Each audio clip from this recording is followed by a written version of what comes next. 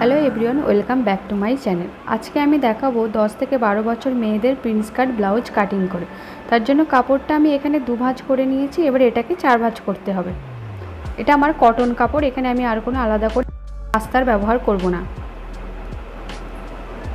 ভালো করে pin up করে সেট করে নিচ্ছি যাতে কাপড়টি ভালো করে সেট হয়ে থাকে। আমার টোটাল লেন্থ হচ্ছে 12 ইঞ্চ, তার সঙ্গে আমি 1.5 ইঞ্চ এক্সট্রা নেব। 12 ইঞ্চে আমি সোজা করে দাগ কেটে নিলাম, এবার 1.5 ইঞ্চ ওটা এক্সট্রা থাকবে আমার পরে দুমড়ে সেলাই করার জন্য। আমি পুর নেব এখানে 5 ইঞ্চ। আর মহল নিয়ে নিচ্ছি 4.7 ইঞ্চ, 5 ইঞ্চ থেকে 2 সুতা কম। এটাকে স্ট্রেট করে লাইন টেনে নেব। আর মহলের দিক থেকে আমি এখানেও সমান করে 4.7 ইঞ্চে দাগ দিয়ে নেব যাতে লাইনটা স্ট্রেট থাকে। এবার এটাকে আমি স্ট্রেট করে লাইন টেনে নেব। এবার আমার বডির মেজারমেন্টটা নিতে হবে। আমার বডি আছে 28 ইঞ্চ, তো সেটাকে আগে প্রথমে 4 ভাগে ভাগ করতে হবে। বডি আমার 28 ইঞ্চ আছে, ফিতেটাকে এইভাবে ধরে 4 ভাগে ভাগ করলে আমার আসবে 7 ইঞ্চ। 7 ইঞ্চে আমি দাগ দিয়ে নেব। বাকি যেটা থাকবে সেটা আমার পরে বাড়ানোর কাজে লাগবে। আর মহলটা আমি এখানে ড্র করে নিচ্ছি। অবশ্যই দাগটাকে একটু নিচের দিকে টেনে লাইনটা টানতে হবে। গলা কাটিং করব, এখানে আমি নিচ্ছি 2.5 ইঞ্চ। সামন গলার জন্য নেব আমি এখানে 4 ইঞ্চ। পেছন গলার জন্য নিলাম 5 ইঞ্চ। এদিক দিয়ে 2.5 ইঞ্চি দাগটাকে আমি স্ট্রেট করে নিয়ে লাইন টেনে দিচ্ছি। এবার শেপটা দিয়ে নেব।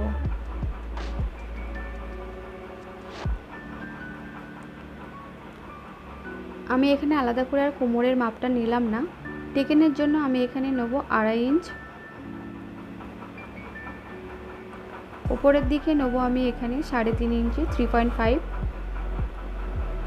নিয়ে লাইনটাকে স্ট্রেট করব। দুদিক থেকে নেব আমি হাফ ইঞ্চ করে দাগটাকে আমি মিলিয়ে দেব। এখানে আলতোভাবে ড্র করে আর মহলে মিলিয়ে দিতে হবে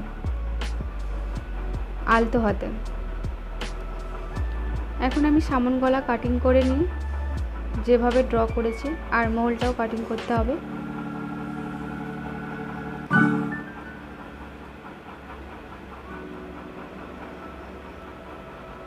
সামন পার্টটা আলাদা করে নিতে হবে। চিকেনের দাগগুলোকে 1.5 ইঞ্চ যে এক্সট্রা কাপড় নিয়েছিলাম সেটা অবশ্যই বাড়িয়ে নিয়ে ড্র বরাবর কেটে নিতে হবে, লাইন বরাবর কেটে নিতে হবে। হুবহু কাটতে হবে, কাপড় যেন বেশি এদিক ওদিক না হয়।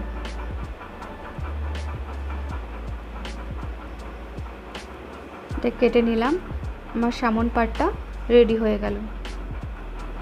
দুদিকে দুটো খাপের পোর্শন রেডি হয়ে গিয়েছে।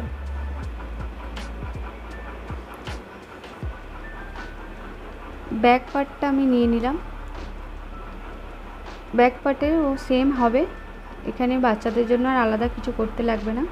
চিকেনের দাগ বরাবর এখানে আমি লাইন ড্র করে নিচ্ছি। এটা আলতো হাতে চেপে উল্টে আলতো হাতে চেপে নেব যাতে ওদিকের দাগটা এদিকে চলে আসে। এখানেও আমি চক দিয়ে এটাকে ড্র করে নেব। অবশ্যই চিকেন যখন রেডি করবেন ওই 1.5 ইঞ্চ কাপড়ের ওই বেশি পোর্শনটাই দাগ দিয়ে এটাকে রেডি করতে হবে। এখন আমি হাতা কাটিং করব। হাতা কাটিংয়ের জন্য এখানে কাপড়টি 2 ভাঁজ আছে, 4 ভাঁজ করে নিতে হবে। পিন দিয়ে সেট আপ করে নেব। আমার হাতা লম্বা হচ্ছে 9 ইঞ্চ, তার সঙ্গে 1 ইঞ্চ আমি এক্সট্রা নেব। হাতা চওড়ার মাপটার জন্য ব্যাক পার্টের আরমহলটাকে এভাবে কোনাকুনি করে মাপ নেব। হচ্ছে আমার 8 ইঞ্চ, তার সঙ্গে 2 ইঞ্চ আমি এক্সট্রা নেব, অথবা এরকম ফিতেটাকে রাউন্ড রাউন্ড করে ঘুরিয়ে নিলেও হবে আমার 10 ইঞ্চ। এখান থেকে আমি 4 ইঞ্চ ডাউন করব। করে লাইনটাকে সোজা স্ট্রেট করে মিলিয়ে দেব, লাইনটাকে ড্র করে মিলিয়ে দেব। এখন আমি মাপ নিয়ে নিচ্ছি 10 ইঞ্চ। 10 ইঞ্চে আমি দাগ দিয়ে নেব।